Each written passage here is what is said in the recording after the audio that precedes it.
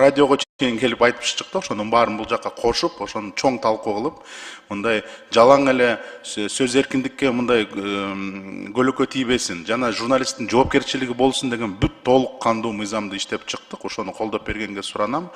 Жалгыз эле бир эң чоң талкуу ушул каттоо маселеси болду. Көп көз карандысыз журналисттер каршы чыкты. Ошону дагы кайрадан иштеп чыгып, ине жибине чейин талкуулап, ушундай 3 главада жакшы бир каттоо маселесин дагы бышырып чыктык. Ошон үчүн мен ойлойм, ушул эгерде мыйзам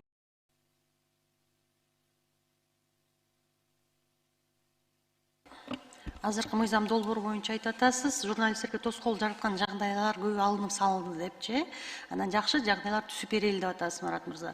Ошол боюнча токтолуп кетсеңиз мага, мурун кандай тоскоолдуктар жаралып аттылы жана азыркы жаңы немелер боюнча кандай жакшы жагдайлар түзүлүп берет журналисттер үчүн, ачык, айкын, коркпостон сүйлөп, анан бирок ошол эле убакта чындыкты жана чынчылдыкты айта турган, Мындай учурда жоопкерчилик башталарын так түшүнө алышат.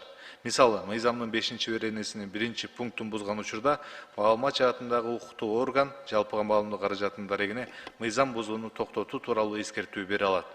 Эгерде 12 айдын ичинде 2 же андан көп эскертүү аткарылбаган болсо, бул шарттарда сот аркылуу жалпыга маалымдоо каражатынын ишмердүүлүгүн токтотууга негиз боло алат.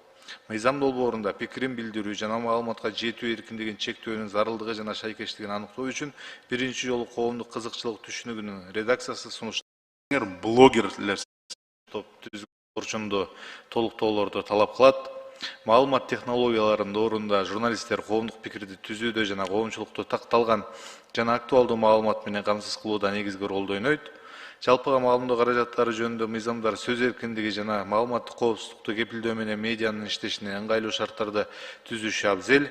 Пикирлердин көп түрдүүлүгүнө жана анык маалыматтарды жайылтууга шарт түзүү, журналисттердин укуктарын коргоо, алардын көз карандысынан камсыз кылуу, ошондой эле маалыматтык коопсуздукка, коркунучтарга ыкчам чара көрүүгө